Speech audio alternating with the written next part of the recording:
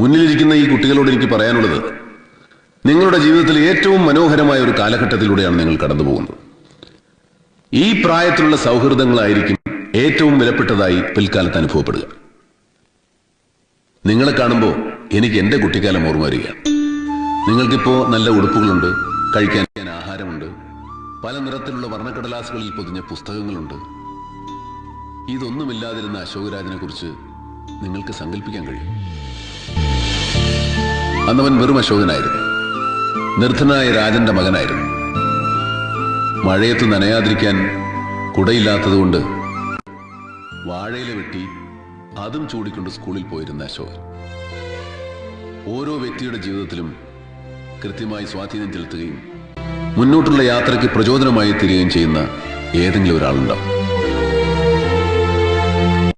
കാതിൽ ചുവന്ന കല്ല് വെച്ച് കടുക്കനിട്ട ഒരു കൊച്ചു കൂട്ടുകാരൻ എനിക്കും ഉണ്ടായിരുന്നു. ഒന്നുമില്ലാത്ത അശോകനെ എന്തെങ്കിലുമൊക്കെ ആക്കി തീർത്ത ബാലചന്ദ്രൻ, എന്റെ പ്രിയപ്പെട്ട ബാലൻ.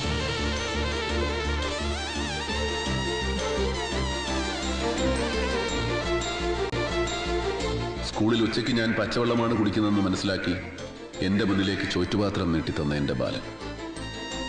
അവന്റെ അച്ഛൻ കാണാതെ മോഷ്ടിച്ചെടുത്ത പണം കൊണ്ട് സിനിമാ ടാക്കീസിലെ ബെഞ്ചിലിരുന്ന് ഞങ്ങൾ സിനിമകൾ കണ്ടു, കടലമുട്ടായി വാങ്ങിത്തുന്നു. സ്വന്തം ജീവിതത്തെക്കാൾ ഞാൻ നന്നാവണമെന്നും വളർന്ന് വലിയ ഉയരങ്ങളിലെത്തണമെന്നും അവൻ ആഗ്രഹിച്ചു. അവന്റെ അച്ഛൻ ഊണ് കഴിക്കാൻ പോകുന്ന തക്കം നോക്കി അവൻ എനിക്ക് മുടി വെട്ടിത്തരും.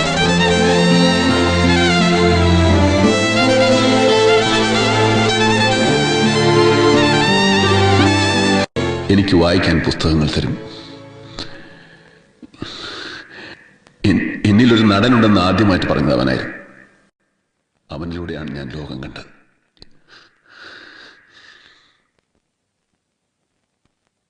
എന്നെ സ്വപ്നം കാണാൻ പഠിപ്പിച്ചത് അവനായിരുന്നു.